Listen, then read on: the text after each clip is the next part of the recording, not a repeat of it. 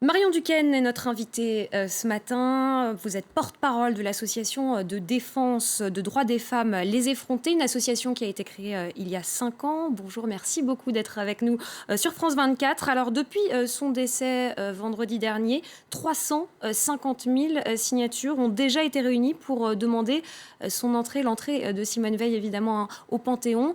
Qu'est-ce que vous en pensez ? Je pense que ce serait un geste très très fort, parce qu'il est temps qu'il y ait des femmes au Panthéon et pas que des hommes. Ceci dit, la décision revient à sa famille, dont j'ai cru comprendre qu'elle ne souhaitait pas séparer Simone de son mari. Donc moi j'espère qu'il y aura au moins une cérémonie comme pour Aimé Césaire, pour mettre une plaque par exemple au Panthéon, et qu'au moins symboliquement Simone Veil rentre au Panthéon. Alors, Simone Veil, bien sûr, hein, a lutté pour légaliser l'avortement en France, mais plus généralement, quel est son héritage aujourd'hui pour le féminisme ?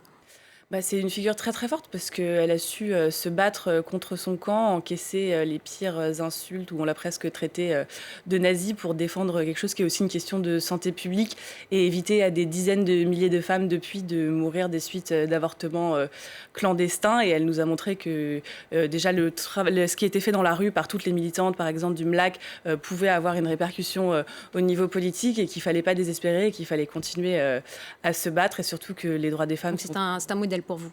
C'est tout à fait, c'est une femme de force, de conviction, qui n'a jamais lâché, et qui se bat pour ceux en qu'elle croit. Et du coup, je pense que ça devrait être une inspiration pour tout le monde. Alors justement, votre association a lancé une pétition hein, pour légaliser l'avortement au niveau européen. Où ça en est aujourd'hui en Europe, justement, cette question ?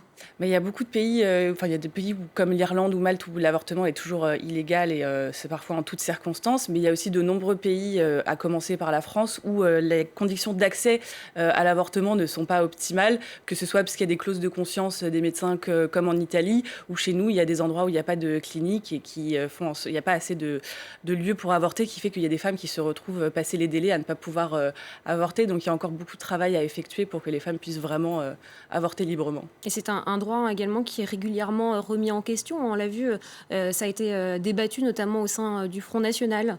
Par exemple.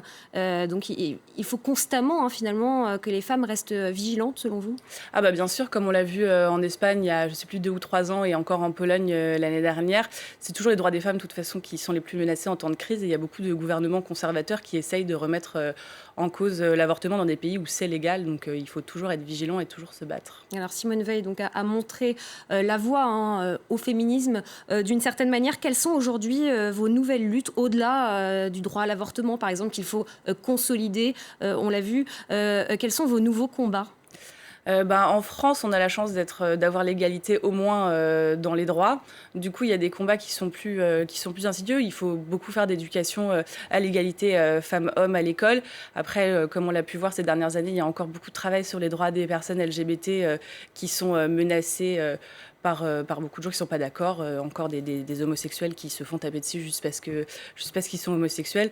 Du coup, il y a beaucoup de travail encore à faire pour l'égalité entre les hommes et les femmes, et pour les minorités sexuelles. Notamment au niveau des salaires hein, également. Et selon vous, est-ce que les droits des femmes sont une priorité aujourd'hui du gouvernement ? Ça le devrait.